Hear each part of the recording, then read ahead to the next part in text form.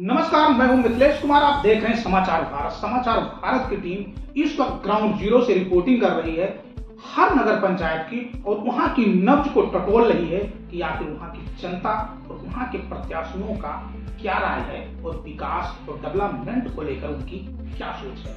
ऐसे में इस वक्त समाचार भारत की टीम सिद्धार्थ नगर पंचायत बढ़नी में है और हमारे साथ एक ऐसी शख्सियत है जो 15 साल चेयरमैन थे। उनके पुत्र रणनीतिकार नगर पंचायत पटनी में काम कर रहे हैं और डोर टू डोर जाकर के अपनी विकास कार्यों को लोगों को बता रहे हैं, क्योंकि जो नगर पंचायत पटनी में 15 साल में कार्य किए हैं वो किसी से छुपा नहीं है। राम नरेश उपाध्याय के पुत्र एडवोकेट शिवम उपाध्याय। सबसे पहले शिवम भाई, बहुत बहुत स्वागत समाचार भारत में। धन्यवाद आपका। क्या स्थिति है? आप रणनीतिकार हैं, आप चुनाव की कैंपेन हैं, आप जनता के बीच में जा रहे हैं, आज अपने पिता को चुनाव लड़ा रहे हैं, सारी जिम्मेदारी सारी आप ही के कंधे पे है, जनता के बीच में जा रहे हैं, क्या रिस्पांस मिल रहा है? जी, मैं रणनीतिकार नहीं हूँ।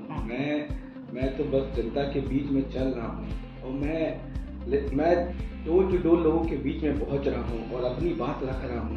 वहीं की जनता के लिए मेरे पिताजी ने ना कि केवल विकास के साथ साथ उन्होंने व्यक्तिगत रूप से लोगों की बहुत मदद किया है।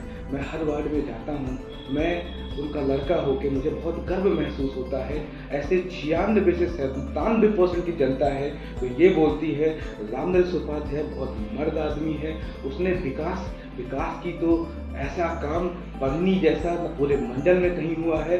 और हम लोगों ने क्या किया, हमसे गलतियां क्या हुई हैं कि हम अपने विकास को प्रचार नहीं कर पाए हैं भैया।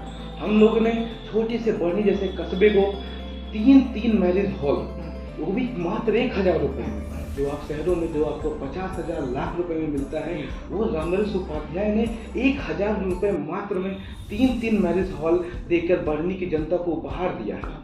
और यहाँ का छठ पूजा बहुत बड़ा और भव्य मनाया जाता है। ऐसे छठ पूजा के लिए इतना सुंदर, इतना टिकाऊ, मजबूत पोखरा का सुंदरीकरण किया गया है और बढ़नी की सकरी गलियों को चौड़ा किया गया है। बढ़नी के चौराहों को चौड़ा करा गया है। मतलब जो मैं किसी भी गली में गया हूँ, सारी गलियाँ सीसी हैं और गांव में कोई ऐसा रोड नहीं है, कोई ऐसी गली नहीं है, कोई ऐसा नाला नहीं है। हर चीज बना हुआ है। और जब से पिताजी का कार्यकाल खत्म हुआ है उसके बाद कहीं एक ईंटा दिखाई नहीं दे रहा है। और रही बात इतना काम करने के बाद में जनता के बीच में मेरा सवाल ये है कि ये चुनाव हार क्यों है? सबसे बड़ा मुद्दा यहाँ पे है चुनाव। हम वही पूछने वाले थे कि अगर इतना ही विकास किए तो 2017 में नगर पंचायत का चुनाव जब आप लोगों ने लड़ा तो जनता ने आपको क्यों नकारा, आपको चेयरमैन की कुर्सी से क्यों फेंका? क्या कमियां थी और क्या नाकामी थी? देखिए, मैंने 3 साल लगातार इस पे मैंने मेहनत किया है, सर्वे किया है। तब जाकर मुझे यह पता चला कि मेरे पिताजी ने बहुत दमदारी से और यह बढ़नी की जनता के लिए लड़ाई लड़ी है। लड़ाई लड़ते लड़ते उन्होंने इतने दुश्मन बनाए। नगर की उनकी लड़ाई यहाँ के लोगों से नहीं रही, यहाँ के बाहर के नेताओं से रही, जो नेपाल में करीब बैठ के फतवा जारी कर रहे हैं उनके लिए। जो बड़े बड़े नेता हैं उनको नरेश उपाध्याय के नाम से डर लगता है। वो डायरेक्टली लिखते हैं कि नरेश उपाध्याय को वोट मत दो। आप सोचिए, एक चेयरमैन से ऐसा लोगों को क्या डर है? वो आदमी को ऐसा क्या, जो राम नरेश उपाध्याय के 30 साल के कार्यकाल पे कोई आज तक एक उंगली नहीं उठा पाया। चाहे वो चरित्र का मुद्दा हो, चाहे वो धनुगाही का मुद्दा हो, चाहे व्यापारी का मुद्दा हो, न चाहे कहीं एक भी चीज में कोई क्वेश्चन मार्क नहीं लगा पाया। और यही 5 साल के इस कार्यकाल में आप देखिए हमारे चेयरमैन साहब पे उनका प्रचार किस तरीके से हो रहा है। चाहे नेपाल का उनका मुद्दा रहा हो, बाढ़ का मुद्दा रहा हो, या हमारे बीजेपी के प्रत्याशी रहे, आप उनका मुद्दा देखिए। मतलब 5 साल में लोग बदबू मार रहे हैं, हर तरीके से बदबू मार रहे हैं। और उसके बाद यहाँ 30 साल की राजनीति में आप सोचिए, ऐसी नगर में 30 साल से कोई बंदा राजनीति कर रहा हो और उस पर एक उंगली उठाने का कोई जहम नहीं है लोगों पे कि ये आदमी गलत है। लोगों का मेन कारण क्या रहा भैया चुनाव हारने का, कि पिताजी लगातार चुनाव लड़े और लगातार चुनाव जीते। लोगों को लगा कि यार ये आदमी तो अपने मन की तेजी से काम कर रहा है, किसी की सुन नहीं रहा है। जनता को लोगों ने लोग अपने दुख से नहीं, हाँ, लोग नरेश के ऊपर न्याय के सुख से परेशान हुए। एग्जैक्टली, वो उनकी मर्दानगी से डर गए, वो उनकी मजबूती से डर गए। उन्होंने बरनी में कुछ ऐसा बचा नहीं, ऐसी रोड नहीं बची, टिकलियां नहीं बची, ऐसे मतलब कोई खाली जगह नहीं बचा जहाँ उन्होंने काम नहीं किया। और ऐसे में चुनाव हारने का सबसे बस बड़ा यही कारण रहा उनका लगातार चुनाव जीतना। उनका ना देखिए जातीय समीकरण रहा, ना उनका कोई ध्रुवीकरण रहा, ना उन्होंने कभी मंच से किसी को गाली दिया, ना गलौज दिया। ऐसे में भी अगर आदमी जीत रहा है तो अपने मर्दानगी पे, अपने मजबूती पे, अपने विकास पे। तो लोगों ने कहा कि इस बार किसी और को मौका देकर देखते हैं, और देखिए मौका दिया गया। बरनी पूरा लुटेरों का अड्डा बना दिया गया। लगातार मतलब इस पिछले कार्यकाल में 29 करोड़ लगभग 42 लाख रुपए नगर पंचायत से निकाल लिए गए। इसका जवाब जनता को जानकारी ही नहीं है। जनता को पूछेगा कौन, सवाल कौन करेगा, जवाब कौन? यहाँ तो जनता फंसी हुई है कि जातीय समीकरण में लगी हुई है, इंसान को विकास का मुद्दा नहीं है। नगर पंचायत पे कौन जिम्मेदार आदमी बैठ रहा है, हमें ये सोचना चाहिए कि किससे बरनी का सम्मान है। देखिए कोई भी नेता किसी का घर खर्च नहीं चलाता है। नेता का क्या काम है कि जो सरकार से सुविधाएं मिल रही हैं, अगर वो सुविधाएं पहुंचा दे, उनके सुख दुख में खड़ा हो जाए, उससे बड़ी चीजें कुछ नहीं। एक सवाल और है जी, आपके पिता को समाजवादी पार्टी से टिकट मिला है जी, क्या समाजवादी पार्टी से टिकट मिलने के बाद जो समीकरण है, जी, जो समाजवादी वोटर है, जी, चाहे हिंदू हो चाहे मुसलमान, जी। किस तरीके से समर्थन उनका मिल रहा है?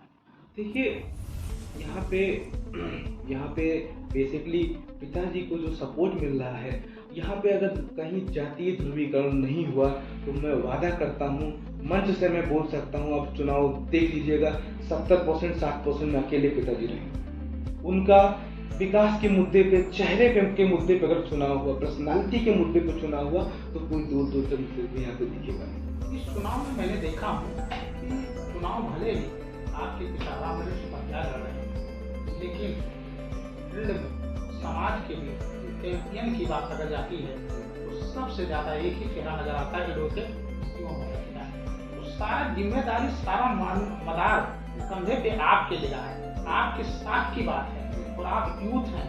यूथ के साथ साथ एक कहावत है, जिस ओर जवानी चलती है उस ओर जमाना चलता है।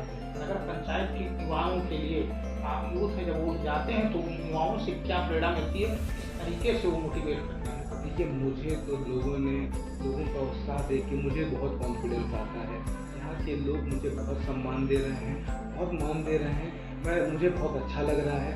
मैं जनता देखिए पिताजी का थोड़ा सा एज फैक्टर रहा, और वो हम उम्र से ना बात करने में या सहने में वो एक हम उम्र चीज़ नहीं आ पाती है। और मेरे साथ मुझे जो प्यार मिल रहा है, लोग मुझे पसंद कर रहे हैं और मुझे अपनी मेरी बातें सुन रहे हैं।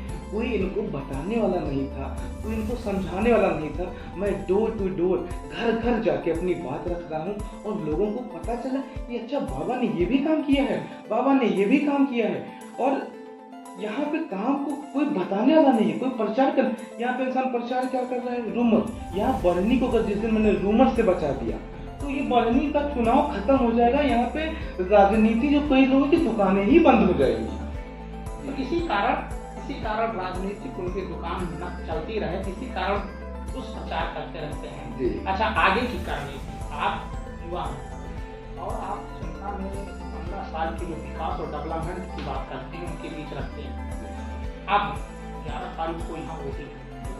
समाचार भारत के माध्यम से आप नगर पंचायत बरनी की जनता को क्या संदेश देना चाहते हैं और किस तरीके से उनको वो करना?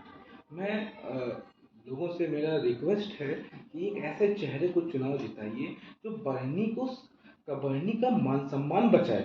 बरनी की गरिमा जो उसने बढ़ाई हुई थी, जो जिले से लेके प्रदेश लेवल तक एक गरिमा बनी हुई थी। बरनी की सीट पे कोई भी बाहर के लोग की नेपाल से सटा हुआ ये एरिया, ये बहुत महत्वपूर्ण सीट है, इसकी गरिमा बची रहे। इसलिए मैं लोगों से निवेदन करता हूँ कि चेहरे पे वोट करिए, व्यक्तिगत पे वोट करिए, मजबूती पे वोट करिए, और ऐसे चेहरे को जिताइए जो आपके लिए, समाज के लिए लड़ाई लड़े, ना कि जब आप कोई मुसीबत आए तो उसका फ़ोन स्विच ऑफ हो जाए या वो लखनऊ भाग जाए। ऐसे लोगों से बचिए, गुमराह मत होइए। और अगर मुझे भरोसा है, बढ़नी में जितने विकास हुए हैं यहाँ पे, वाटर सप्लाई का जो काम होना है, रमेश उपाध्याय ही ये काम कर सकते हैं। लड़ाई लड़ना होगा तो आदमी लड़ाई रोड पे खड़ा होकर लड़ेगा। वही आदमी है जो मजबूती से पाइपलाइन डाल के यहाँ बढ़नी में घर घर पानी पहुंचा सकता है। देखिए, बातें बोलनी बहुत आसान है। पिछली बार ऐसे ही लोगों को गुमराह किया गया कि घर घर पानी, बढ़नी को हजरतगंज बना दिया जाएगा, बढ़नी में ये कर दिया जाएगा, लखनऊ जैसी सड़कें हो जाएंगी। और देखिए, धरातल पे एक भी काम नहीं है, एक भी काम नहीं हुआ है। क्या आपको लगता है कि पिछले चुनाव में ध्रुवीकरण हुआ, मजहब के नाम पे चुनाव जीता गया, 5 साल में जनता देखा अब धर्म और मजहब को तोड़ करके अब विकास के नाम पे वोट देगी? अगर विकास के नाम पे मेरा मेहनत इसी चीज के लिए है कि जनता विकास पे ही वोट करे, और विकास पे, और बढ़नी की जनता को ये बताना पड़ेगा कि बढ़नी पे वही राज करेगा जो बढ़नी की जनता के लिए काम करेगा। जातीय ध्रुवीकरण ही मैं रोकने के लिए घर घर पहुंच रहा हूँ, अपनी बात रख रहा हूँ, और मैं इस बार ये करके दिखाऊंगा। मैं विकास का मुद्दा लेके घर घर पहुंच रहा हूं और इसकी लड़ाई में आखिरी दम तक लड़ता रहूंगा।